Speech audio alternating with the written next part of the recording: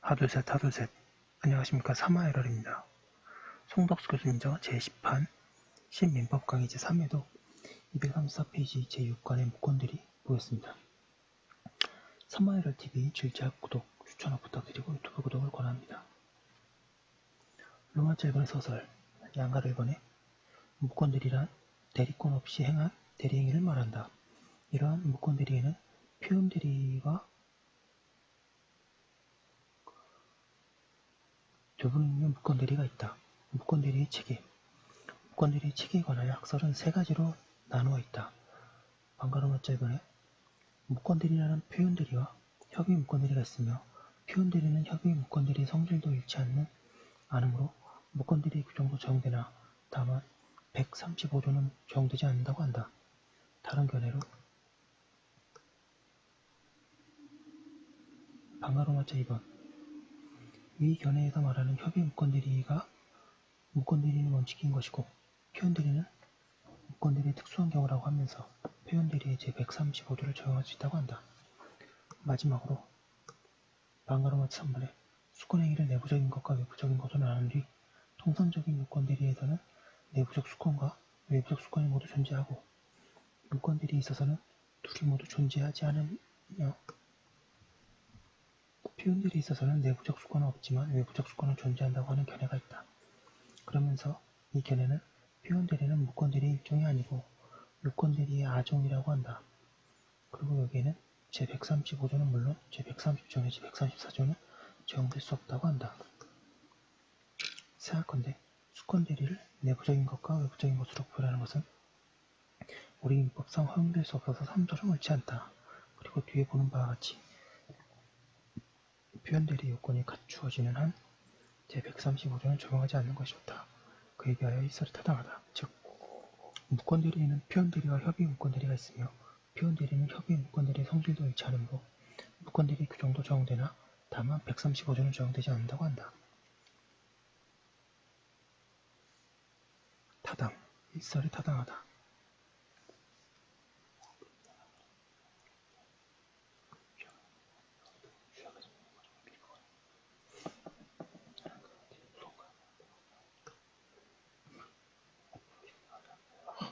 식사하세요.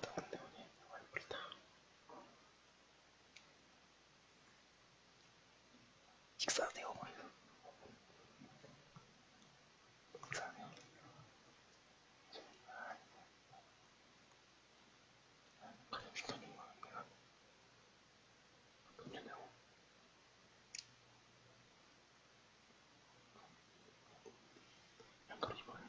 양가로 2번에 문건대리는 대리권이 없이 행하여진 대리행위로 그 행위의 법률효과가 본인에게 발생할 수 없다.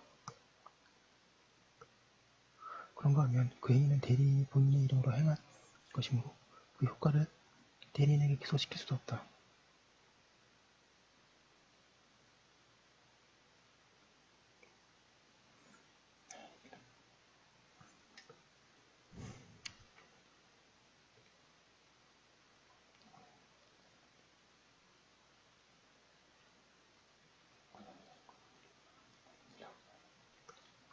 그리하여 문건대리의 경우에는 문건대리인과 상대방 사이의 불법 행위만 문제만 남게 된다. 그런데 이를 끝까지 관찰한다면 대리라는 제도는 상대방에게 매우 위험한 것이 되어 이용되지 않을 것이다. 왜냐하면 상대방으로서는 대리인의 대리권의 의무를 잘 알 수가 없고 그래야 상대방의 대리권자에게 대리권이 없음을 모르고 그가 법률행위를 한 때에는 본인에게 법률효과를 주장할 수 없기 때문이다.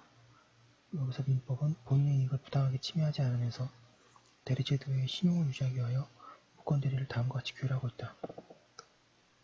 즉 대리인이 문건대리를 한 데에 대해서도 본인에게도 책임이 있다고 생각되는 일정한 사정이 있는 경우에는 본인에게 책임을 지운다. 그리고 문건대리 행위를 당연히 무효라고 하지 않고서 본인에게 추인할 수 있도록 한 뒤 그러한 추인이 없는 경우에는 대리인에게 책임을 물을 수 있도록 한다. 앞에 것이 표현대리이고 뒤에 것이 조분임의 문건대리이다.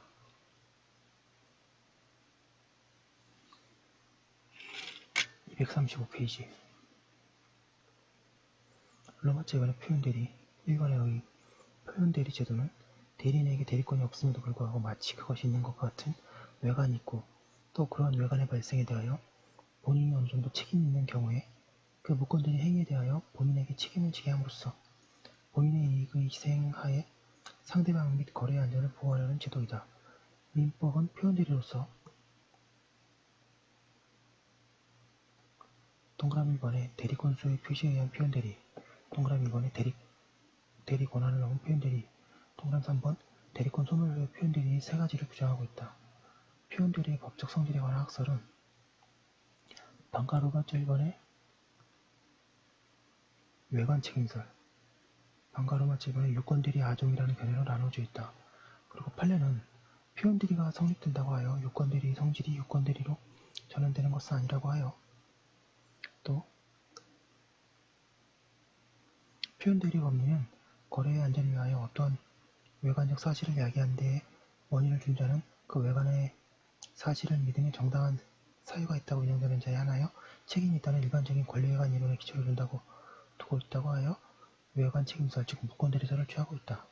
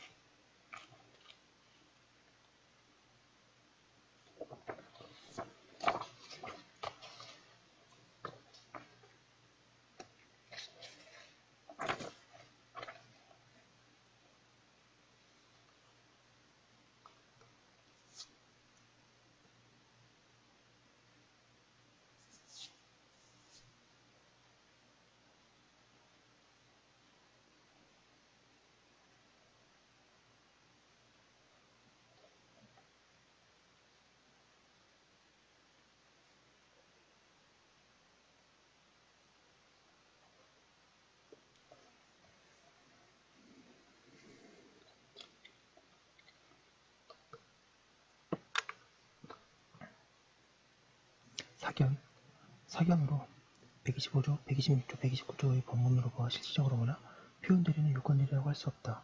표현대리는 일정한 외관이 있고 그에 따라 본인에게도 책임이 있는 경우에 하여 무권대리임에도 불구하고 민법이 본인에게 책임을 지는 것으로 이해하면 충분하다고 하고 있고요. 이번에 125조의 표현대리, 대리권 수의 표시에 의한 표현대리부터 하나씩 보도록 하겠습니다.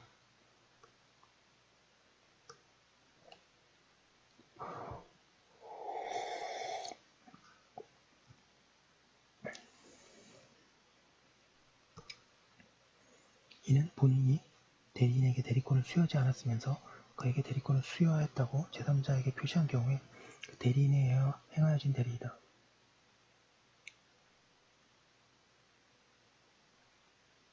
양가 1번의 요건, 반가 1번의 대리권 수의 표시. 본인이 제3자에 대하여 어떤 자에게 대리권을 수여하였음을 표시하였어야 한다. 표시의 방법에는 제한이 없다. 따라서 서면에 할 수도 있고 구두로 할 수도 있다. 그리고 특정의 제3자에 대해서 할 수도 있고 신문 광고에 의하는 경우처럼 불특정의 제3자에 대해서 할 수도 있다. 백지 입장에 교부하는 것은 여기에 표시에 해당하는지 아니면 수권행위인지에 관하여 대립한다. 다수설은 대리권을 수여한 뜻을 표시한 것이라고 하나 236페이지 소설은 수권행위라고 한다.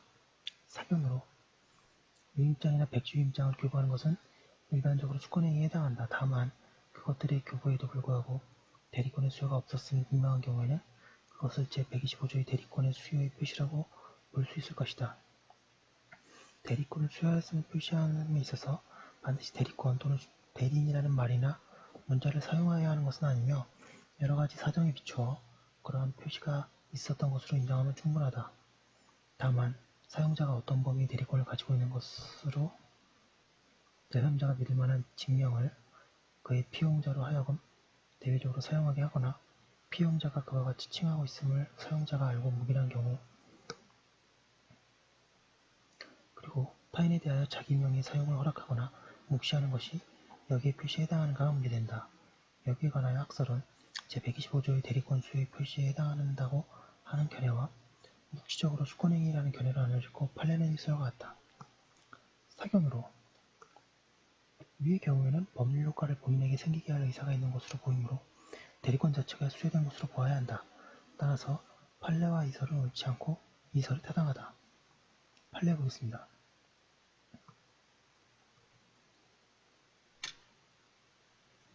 민법 제125조가 규정하는 대리권 수의 표시에 의한 표현 대리는 본인과 대리행위를 한 자 사이의 기본적인 법률 관계의 성질이나 그 효력에 유무하는 관계가 없이 어떤 자가 본인을 대리하여 제3자와 법률행위를 함에 있어서 본인이 그 자에게 대리권을 수여하였다는 표시를 제3자에게 한 경우에 성립하는 것이고, 이때 서류를 거부하는 방법으로 대리권 수의 표시가 있었다고 하기 위해서 본인을 대리한다고 하는 자가 제출하거나 소지하고 있는 서류 내용과 그러한 서류가 작성되어 교부된 경위나 형태 및 대리행위라고 주장하는 행위의 종류와 성질 등을 종합하여 판단해야 할 것이다. 양가론이은 제125조의 표현 대리의 성립을 인정한 사례. 갑이 자기의 사유인에게 상호를 포함한 영업일체를 양도하여서 동일 상호를 사용하여 영업을 계속하게 하는 동안 자기의 당자거래를 이용하여 대금 결제를 하도록 하였고, 또 영업을 을에게 양도한 이후에도 자기 명의 당자 수표 및 약속업 인시표장이 을로부터 병에게 물품 대금으로 교부되어 그 대부분이 결제되었다면 갑이 병으로 하여금 을이 간 명의의 수표를 사용할 권한이 있다고 믿게 할 만한 외관을 조성하여야 할 것이고, 이와 같은 외관을 가지고서 을이 갑에 인정하려 명하여 수표를 유지한 행위는 대리권 수여 표시에 의한 표현 대리에 해당한다. 양가로 티그세 125조의 표현 대리 성립을 부정한 사례. 제조회사가 신문 내 자사 제품의 전문 취급점 및 AS센터 전국 총판으로 위 대리점을 기재한 광고를 한 번 실었다고 하더라도 전문 취급점이나 전국 총판의 실질적인 법률관계는 대리상인 경우도 있고, 237페이지 특약적인 경우도 있으며 위탁매매업인 경우도 있기 때문에 위 광고를 곧 제조회사가 제3자에 대하여 대리점의 자사 제품의 판매에 관한 대리권을 수여함을 표시한 것이라고 보기 어렵다고 한 사례. 갑이 주체문맥을 알지 못한 상태에서 주체문자의 부탁으로 채권자의 보증계약 체결 여부를 교섭하는 과정에서 채권자에게 보증인사를 표시한 후 주체무가 거액인 사실을 알고서 보증계약 체결을 단념하였으나 갑의 도장과 보증용 과세증명서를 소지하게 된 주체무자가 임의로 갑을 대리하여 채권자와 사이에 보증계약을 체결한 경우에 갑이 채권자에 대해서 주체무자에게 보증계약 체결의 대리권을 수여하는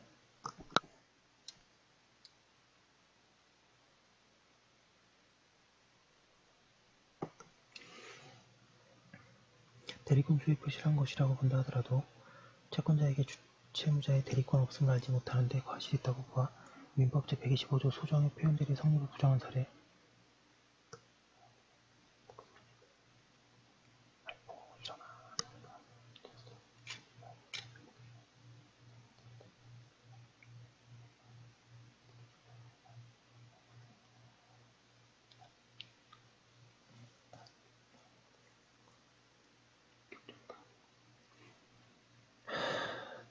금융기관의 직원이 고객관리 차원에서 장기간 동안 고객의 예금을 팥줄 수납의 방법으로 임금 및 입금 및 인출하여 오던 중에 고객으로부터 예금 인출 요구를 받지 않았음에도 불구하고 인출을 요구받아 팥줄 업무를 수행하는 것처럼 가장하여 금융기관의 영업 직원에게 구두로 출금을 요구하여 돈을 받은 후 고객 몰래 인장을 찍어둔 인출장구소에 고객의 선명을 위조하여 위 영업 직원에게 교부하는 방법으로 여러 차례에 걸쳐 금원을 일치한 경우 팥줄 수납의 방법에 의한 예금 입출금은 금융기관 직원 자신의 직무를 수행하는 것에 불과하고 고객이 직원에게 예금 입출금과 관련한 대리권을 수여하였다거나 그 수여의 의사를 표시한 것으로 볼 수는 없다고 하여 표현 대리의 법률을 인정하지 않은 원심의 판단을 수긍한 사례. 여기 표시의 성질에 관하여 다수설이 수권행위가 있었다는 뜻을 관념의 통지라고 하며 이러한 다수설은 타당하다. 이 표시는 대리인이 대리행위를 하기 전에는 얼마든지 철회할 수 있다. 그러나 철회는 표시와 동일한 방법으로 상대방에게 알려야 한다.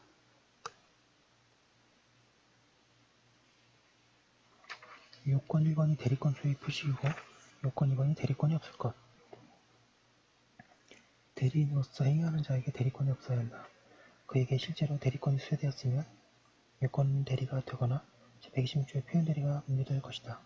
대리권이 없는 경우 가운데에는 처음부터 수권행위가 없을 때뿐만 아니라 수권행위가 있었지만 그것이 무효이거나 취소인 때도 있다. 방금 3번에 표시된 대리권의 범위 내의 대리행위, 대리인이 표시된 대리권의 범위 내에서 대리행위를 하여야 한다. 이 범위를 넘어서 대리행위를 한 경우에는 제116조의 표현 대리도 된다. 방금 4번에 통지받은 상대방과의 행위일 것, 대리행위가 통지를 받은 상대방과의 사이에서 행하여져야 한다. 방금 5번에 상대방의 선의 무과실, 상대방은 선의 무과실이어야 한다. 그 증명 책임은 상대방에게 있지 않으며 표현 대리 책임을 지지 않으려면 본인이 상대방의 악의 또는 과실을 증명해야 한다. 238페이지 상대방의 과실 유무에 관한 판례.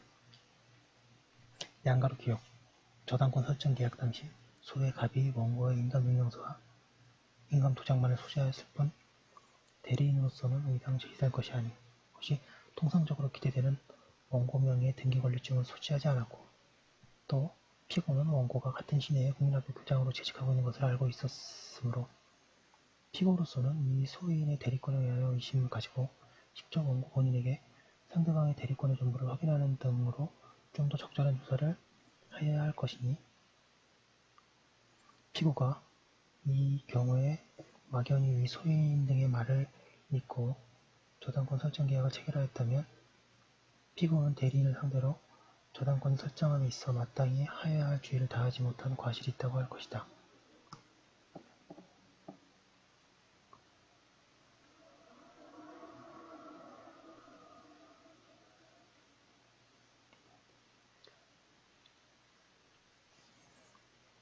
양가로 니은 중개인이 본인의 회사에게 오피스텔의 분양 희망자를 중개하여주고 그 대가로 회사로부터 수수료만을 지급하기로 하였고 분양계약서의 작성 및 분양대금 수납은 회사에서 직접 관리하였으며 중개인은 오피스텔을 분양하고자 하는 자가 있으면 그를 오피스텔 내에 있는 회사 분양사무소에 데리고 가서 분양대금을 지급하여 회사명의 계약서를 작성하여 거다하는 방식을 취하였고 상대방의 매매계약서도 그런 방식에 의하여 작성되었다면 상대방은 중개인에게 지급한 매매대금에 의한 영수증이 회사의 명의로 발생되지 아니하고 중개인 명의로 발행된 경우에 오피스텔을 분양받으려는 상대방으로서는 본인에게 중개인의 대리권 의무를 확인하여 보았더라면 그가 단순히 중개인에 불과하고 오피스텔의 매매대금을 수령할 대리권이 없다는 점을 쉽게 알 수 있었을 것임에도 이에 게을리한 과실이 있고 잠시만요. 중요한 카톡이 또 왔네요.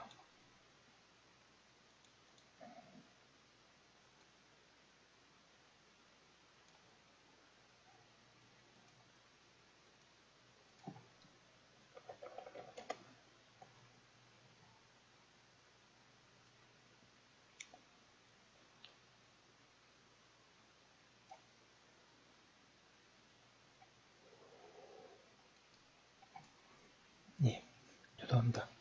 나아가 본인이 중개인에게 오피스텔의 분양 중개를 부탁한 것을 가지고 오피스텔 분양에 관여한 어떤 대리권을 수여한 것이라고 볼 수도 없다고 보아 민법 제125조의 표현 대리에 해당하지 않는다고 한 원심 판결을 수긍한 사례. 방가 6번의 법정 대리의 적용 문제. 제125조가 임의 대리에만 적용되는지 법정 대리에도 적용되는지에 관해서 학설이 대립하고 있다. 부정설은 법정 대리인은 본인이 선임하는 것이 아니므로 본인이 어떤 자에게 법정 대리권을 주었다는 뜻을 통지하였다는 것은 있을 수 없기 때문에 법정 대리에는 적용되지 않는다고 한다. 부정설이 맞는 것 같습니다. 개인적으로는. 그에 비하여 긍정설은 거래 안전을 보호해야 하고 또 제한능력자 제도가 본인 보호에 지나치게 편중되어 있다는 점을 들어 제125조가 법정 대리에 적용되어야 한다고 주장한다. 사견 제125조의 핵심은 대리권을 수여하였음을 통지한 데에 있다. 그런데 대리권이 법률 규정에 의하여 발생하는 법정 대리에 있어서 대리권을 수여하였음을 생각할 수가 없다. 따라서 제125조를 법정 대리에 적용하는 것은 무리일 뿐만 아니라 부적절하다. 양가리번의 효과 방가리번의 위 요건이 갖추어진 경우에는 본인은 무권 대리인의 대리행위에 대해서 책임이 있다.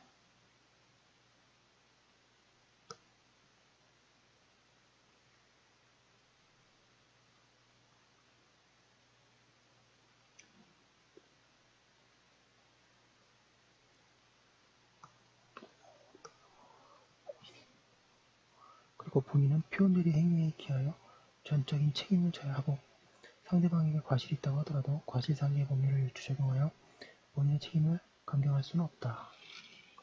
249페이지에 방가로 2번 이러한 표현들에는 상대방이 이를 주장하는 때에 비로소 문제되며 상대방이 주장하지 않는 한 본인 쪽에서는 표현들을 주장하지 못한다. 그리고 판례에 의하면 요건들에 관한 주장 속에는 표현들의 주장이 있다고 볼 수 없으므로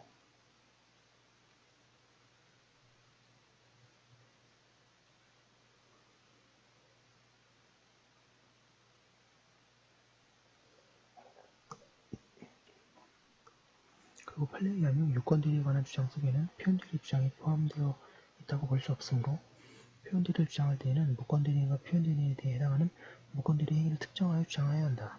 매우 중요합니다. 판례.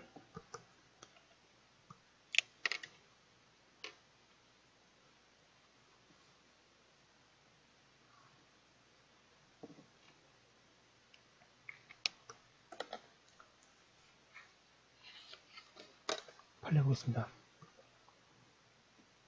변론에서 당사자가 주장한 주요 사실만이 심판의 대상이 되는 것으로서 여기에서 주요 사실이라 함은 법률 효과를 발생시키는 실제법상의 구성요건에 해당 사실을 말하는 것인가. 대리권에 기한 대리의 경우나 표현 대리의 경우나 모두 제3자가 행한 대리권의 표시가 본인에게 기속된다는 점에 있어서는 차이가 없으나 요건들이 있어서는 본인이 대리인에게 수여한 대리권의 효력에 의하여 위와 같이 법률 효과가 발생하는 반면에 표현들이 있어서는 대리권이 없음에도 불구하고 법률이 특히 거래 상대방 보호와 거래 안전 유지를 위하여 본래 무효인 무권들이 행위에 효과를 본인에게 미치게 하는 것이므로 표현대리가 성립한다고 하여 무권들이 성질을 유권대리로 전하는 것은 아니므로 양자의 구성요건에 해당 사실, 즉 주요 사실은 서로 다르다고 볼 수밖에 없다. 그러므로 유권대리에 관한 주장 가운데 무권대리에 속하는 표현대리 주장이 포함되어 있다고 볼 수 없으며 따로 표현대리에 관한 주장이 없는 한 법원은 나아가 표현대리의 성립 여부를 심히 판단할 필요가 없다. 양가름 이윤 표현대리 제도는 대리권이 있는 것 같은 외관이 생긴 데 대해 본인이 민법 제125조, 126조 및 129조 소정의 원인을 주고 있는 경우에 그러한 외관을 신뢰한 선임과실의 제3자를 보호하기 위하여 그 무권대리 행위에 대하여 본인이 책임을 지게 하려는 것이고 이와 같은 문제는 무권대리인과 본인과의 관계, 무권대리인 행위 당시에 여러가지 사정 등에 따라 결정되어야 할 것이므로 당사자가 표현대리를 주장하면은 무권대리인과 표현대리에 해당하는 무권대리 행위를 특정하여 주장해야 한다 할 것이고 따라서 당사자의 표현대리의 항변은 특정된 무권대리인의 행위에만 미치고 그 밖의 무권대리나 표현대리 행위에는 미치지 아니한다.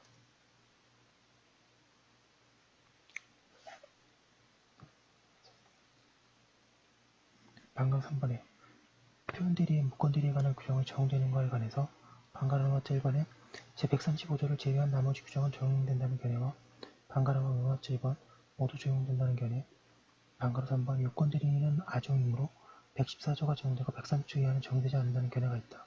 사견으로 표현대리는 상대방과 거래 안전을 위하여 본인을 구속하는 제도이므로 나머지 점에서 여전히 무권대리 성질을 가진다. 따라서 거기에는 무권대리 규정이 적용되어야 한다. 다만 135조는 적용되지 않아야 한다. 표현대리가 인정되는 경우에는 상대방은 본인에게 책임을 물 수 있고 그러므로 그는 기대한 만큼 충분히 보호되기 때문이다. 다만 표현대리의 경우에 제135조 240페이지를 적용하여 무권대리인에게 책임을 물을 수 있게 되며 상대방은 응연한 사정에 의하여 요건대리 상대방 이상으로 보호되는 결과로 된다. 결국 무권대리 규정 가운데 135조를 제외한 나머지 규정만 적용된다고 할 것이다. 이러한 사견에 의하면 상대방은 표현대리의 경우 무권대리로서 처리할 수 있고 본인은 이를 추인하고 상대방은 처리권을 소멸시킬 수 있다. 또한 상대방은 본인에 대하여 추인 여부의 확답을 취하할 수도 있다. 그러나 제135조에 의하여 무권대리인에게 책임을 물을 수 없다. 방어 4번 표현대리의 결과 본인에게 손해가 생긴 때에는 본인은 무권대리인에 대하여 기초정대보관계에 의한 의무 위반이나 불법 행위를 이유로 손해배상을 청구할 수 있다.